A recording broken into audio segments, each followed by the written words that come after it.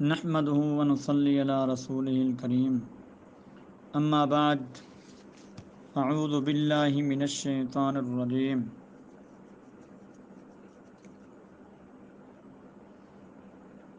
ورتل القرآن ترتیلا۔ معزز طلبہ، تجوید القرآن کی کلاس میں یقیناً آپ تجوید کے قواعد سیکھ رہے ہیں اور مختلف اسباق تجوید کے موضوع پر یقیناً آپ ذہن نشین کر چکے ہیں۔ تو آج ہمارا موضوع اور ہمارے سبق کا عنوان جس پر آج ہم گفتگو کرنے والے ہیں وہ یہ ہے کہ وقف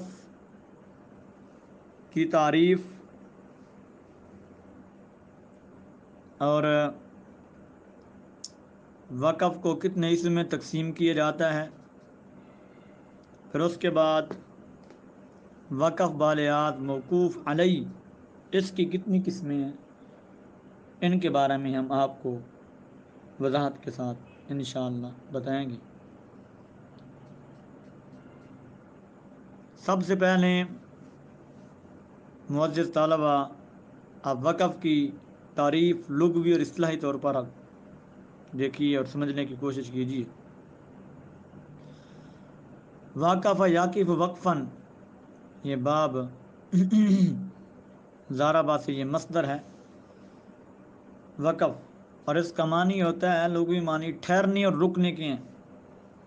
اور وقف کی اگر اصطلاحی تعریف کو دیکھا جائے تو اس کی اصطلاحی تعریف کچھ یوں بنتی ہے کہ کلمہ غیر موصول کے آخر میں سانس توڑ کر ٹھہرنا۔ کلمہ غیر موصول کے آخر میں سانس توڑ کر ٹھہرنا وقف کہلاتا ہے۔ اب کلمہ غیر موصول کیا ہوتا ہے؟ غیر موصول مطلب یہ ہے کہ جو کلمہ ملایا جانے والا نہ ہو، اس کو آگے ملایا نہ جا رہا ہو، وہ علیحدہ کلمہ ہو، اس کے اوپر ٹھہرنا یہ وقف کہلاتا ہے۔ تو یقیناً آپ وقف کی لغوی اور وقف کی اصطلاحی تعریف اب سمجھ چکے۔ اب یہ ہے کہ وقف کی اقسام کے بارے میں ہم کچھ دیکھتے ہیں۔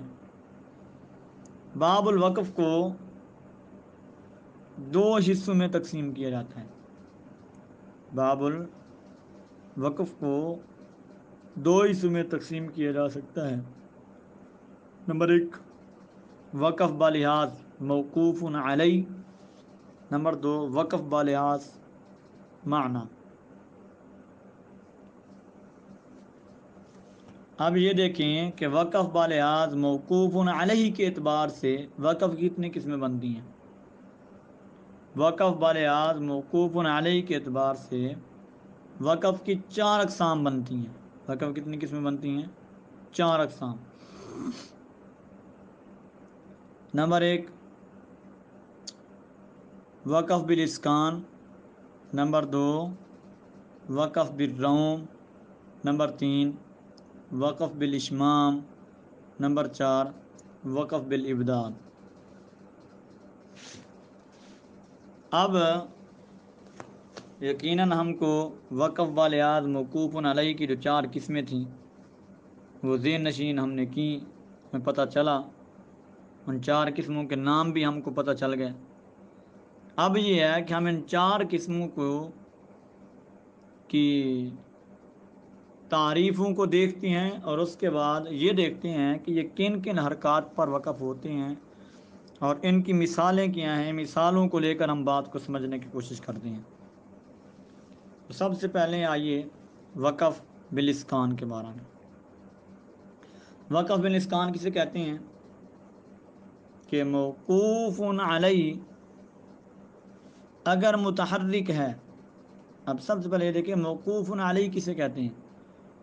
موقوف واقف یاقف ہوتے یہ اسم مفعول کا صیغہ ہے. موقوف مطلب ہے کہ ٹھہرا گیا علیہ جس پر، یعنی جس کلمے پر ٹھہرا گیا ہے اس کلمے کا جو آخر ہے نا وہ موقوف علیہ کہلاتا ہے. مثلا یہ جو ہے نا مختومن، اب مختوم اس کے جو میم کی آخر، میم جو اس کی ساکن ہو رہی ہے، اس پر جو وقف کیا جا رہا ہے، روکا جا رہا ہے، یہ موقوف ہے، موقوف علیہ ہے. اب دیکھیے اس کی تعریف کو، یقیناً آپ کو موقوف علیہ کی سمجھ آ گئی ہوگی. اب دیکھیے کہ وقف بالاسکان کسے کہتے ہیں. کہ موقوف علیہ اگر متحرک ہے تو اس کو ساکن کر کے وقف کرنے کو وقف بالاسکان کہتے ہیں. موقوف علیہ اگر متحرک ہے تو اس کو ساکن کر کے وقف کرنے کو وقف بالاسکان کہتے ہیں.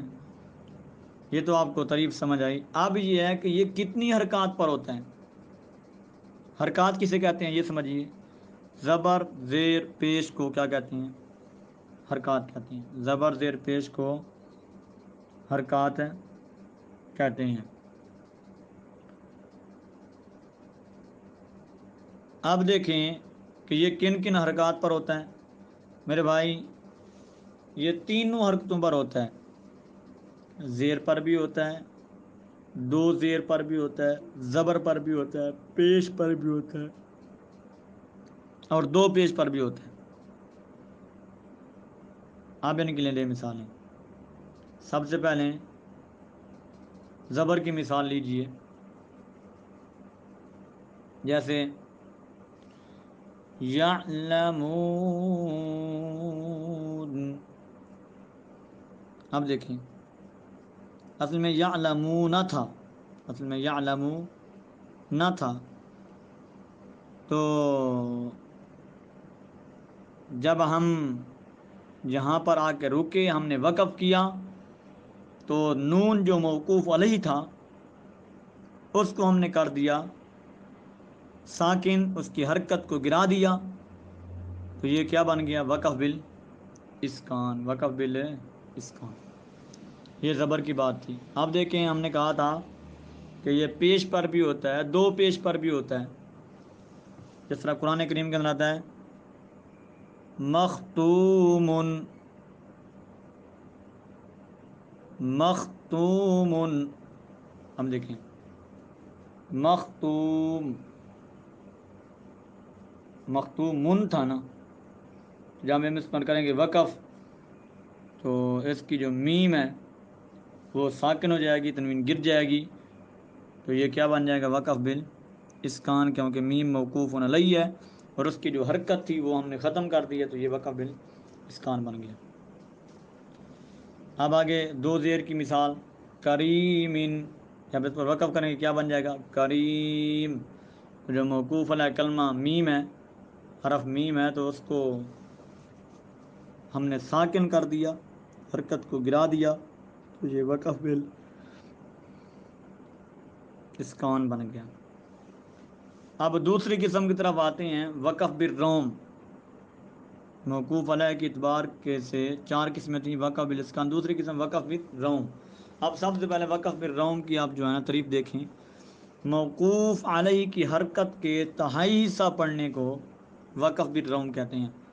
موقوف علیہ کی حرکت کے تہائی حصہ پڑھنے کو وقف بالروم کہتے ہیں. اب یہ دیکھیں کہ یہ کن کن حرکات پر ہوتا ہے. یہ دو حرکتوں پر، زیر، دو زیر، پیش اور دو پیش پر ہوتا ہے. ٹھیک ہے، زیر، دو زیر، پیش اور دو پیش پر ہوتے ہیں. فار ایگزامپل مثالیں لیتے ہیں، جس طرح لیعبدونی. اب دیکھیں کہ لیعبدونی اصل میں تھا، لیعبدونی نون کی جو زیر ہے، تو جب ہم نے اس کو ساکن کرنا ہے تو جو نون کے نیچے زیر ہے اس کی حرکت کا تھوڑا سا حصہ، تہائی حصہ پڑھنا ہے، تہائی حصہ پڑھنا ہے، یعنی جو ساتھ والا بندہ کھڑا ہے اس کو آپ کی سمجھ آئے کہ اس نے حرکت پڑھی ہے. جس طرح لِيَعْبُدُونِ، بالکل سکون کے ساتھ. اس طرح شکور، دو پیش کو شکور. اب یہ دیکھیں کہ کیا یہ وقف بالروم حرکت اصلی پر ہوتا ہے یا عارضی پر بھی ہوتا ہے؟ میرے بھائی یہ وقف بالروم حرکت اصلی پر ہوگا، حرکت عارضی پر نہیں ہوگا. فار ایگزامپل جس طرح قرآن میں آتا ہے انذر الناس، اور انذر پر آپ وقف کریں اور وقف بالروم کرنا چاہیں تو نہیں ہوگا. کیوں نہیں ہوگا؟ کیونکہ وہ را عارضی طور پر مقصور ہے. آگے را کو ملانے کے لیے، اگلے حرف کے ساتھ ملانے کے لیے را کو کسرہ دیا گیا ہے، اس لیے یہ کیا بن جائے گا؟ یہاں پر وقف بالروم نہیں ہوگا کیونکہ یہ حرکت عارضی ہے اور حرکت اصلی نہیں ہے. اب موقوف علیہ کے اعتبار سے تیسری قسم کی طرف ہم بڑھتے ہیں جس کا نام ہے وقف بالاشمام. تیسری قسم کا کیا نام ہے؟ وقف بالاشمام. اشمم یشمم اشمام، یہ بھی باب افعال کا مصدر ہے، مطلب ہوتا ہے اشارہ کرنا. اب اس کی تعریف سب سے پہلے دیکھتے ہیں. موقوف علیہ کو ساکن کر کے، موقوف علیہ کو ساکن کر کے ہونٹوں سے ضمہ کی طرف اشارہ کرنے کو وقف بالاشمام کہتے ہیں. یعنی جس کلمہ پر آپ رکنا چاہتے ہیں جو موقوف علیہ ہے اس کو آپ ساکن کریں گے. ساکن کرنے کے بعد پھر دونوں ہونٹوں سے پیش کی طرف اشارہ کر دینا، یہ وقف بالاشمام کہلاتا ہے. اور یہ وقف بالاشمام کن حرکات پر ہوتا ہے؟ یہ میرے بھائی زبر پر بھی نہیں ہوتا، زیر پر بھی نہیں ہوتا، دو زبر دو زیر پر بھی نہیں ہوتا، یہ صرف پیش یا دو پیش پر ہوتا ہے. پیش یا دو پیش پر ہوتا ہے. جیسے نستعین،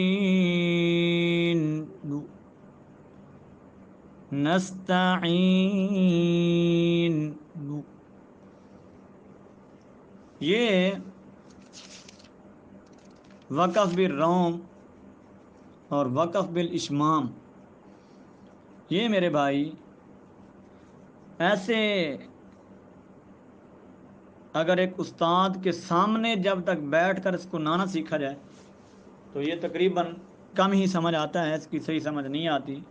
اگر اس کو سیکھنا صحیح معنوں کے اندر صحیح وضاحت کے ساتھ اگر کوئی سیکھنا چاہتا ہے تو اس کو استاد کے سامنے بیٹھ کر، کیونکہ اس کا تعلق ظاہری بات کے ساتھ ہے، یعنی ہونٹوں کے ساتھ اس کا تعلق ہے، تو جس طرح ہونٹوں کو کرنا ہے یا حرکات کو ادا کرنا ہے تو وہ سامنے جب آدمی بیٹھے گا تو اس وقت ہی جا کر کے پتہ چلے گا صحیح معنوں کے اندر. ویسے تو ہم نے آپ کے سامنے ان کی وضاحت کر دی ہے، لیکن ایک بات اور یاد رکھیں، ہم وقف بالاشمام پڑھ رہے تھے، جس طرح آپ نے پیچھے پڑھا ہے کہ وقف بالروم وہ حرکت اصلی پر ہوگا، حرکت عارضی پر نہیں ہوگا. بعینی اس طرح یہ جو وقف بالاشمام ہے یہ بھی حرکت عارضی پر نہیں ہوگا، حرکت اصلی پر ہی ہوگا. جیسے مثلا حرکت عارضی کی مثال آپ کو دوں، عصب الرسول. اب عصبو کی جو واو ہے نا اس پر ہم جو ہے نا وقف بالاشمام نہیں کریں گے کیونکہ یہ حرکت عارضی ہے اور اس کو واو جمع کیا اور اس کو آگے ملانے کے لیے پیش دیا گیا ہے، اس لیے یہاں پر اشمام نہیں ہوگا. چوتھی قسم موقوف علیہ کے اعتبار سے وقف کی وہ یہ ہے وقف بالابدال، جس کو کہا جاتا ہے وقف بالابدال. ابدال یہ بھی ابدال یبدل ابدال باب افعال کا مصدر ہے، اس کا معنی بدلنا. اس کا معنی کیا ہوتا ہے؟ بدلنا. اب آتے ہیں اس کی تعریف کی طرف. تعریف کے اندر ہی بات آپ کو تقریباً سمجھ آ جائے گی کہ موقوف علیہ اگر تے مدورہ مربوطہ ہے، تے مدورہ مربوطہ ہے. تے مدورہ کیا ہوتی ہے؟ میرے بھائی آپ اکثر دیکھتے ہیں کہ قرآن کریم کے اندر ایک تا جب ہم قاعدہ پڑھتے ہیں اور اس کے بعد دوسری تختی کے اوپر جب ہم جاتے ہیں نا، دوسری تختی کے اوپر پڑھنے مرکبات میں، تو وہاں پر تا کی مختلف شکلیں دی ہوئی ہوتی ہیں.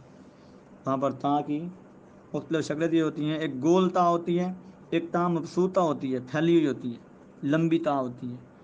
تو جو دوسری گول تا ہوتی ہے نا، اس کو طے مدورہ کہا جاتا ہے. اس کو کیا کہا جاتا ہے؟ طے مدورہ کہا جاتا ہے. اب بات آپ کو سمجھ آئے گی. موقوف علیہ اگر طے مدورہ مربوطہ یا دو زبر کی تنوین ہے، ٹھیک ہے، دو چیزیں ہو گئیں، طے مدورہ مربوطہ یا دو زبر کی تنوین، تو گول تا کو ہے ساکنہ سے بدل دیں گے، اور دو زبر کی اگر تنوین ہے تو اس کو الف مدہ سے بدلیں گے. اسے وقف بالابدال کہتے ہیں. مثلا خلیفتن سے خلیفہ، خلیفتن سے خلیفہ. اب دیکھیں خلیفتن یہ گولتا ہے، تو جب ہم اس کو وقف کریں گے اس کے اوپر، تو یہ خلیفتن نہیں بلکہ خلیفہ ہوگی، یہ ہے ساکنہ کے اندر بدل جائے گی. اور آگے دوسری مثال تنوین کی لیجئے، جس طرح نساءن. اب اس سے جب ہم وقف کریں گے تو کیا بن جائے گا؟ نساء، نساء، یعنی اس تنوین کو الف مدہ سے ہم نے بدل دیا ہے. تو میرے بھائی یہ تو تھیں وقف کی موقوف علیہ کے اعتبار سے جو قسمیں ہیں چار: وقف بالاسکان، وقف بالروم، وقف بالاشمام اور وقف بالابدال. ان کی وضاحت ہم نے آپ کے سامنے رکھی. اللہ سے دعا ہے کہ اللہ خالق کائنات صحیح معنوں کے اندر آپ کو قرآن کریم قواعد بالتجوید کے ساتھ سمجھنے کی توفیق عطا فرمائے. ھذا ما عندی واللہ اعلم بالصواب.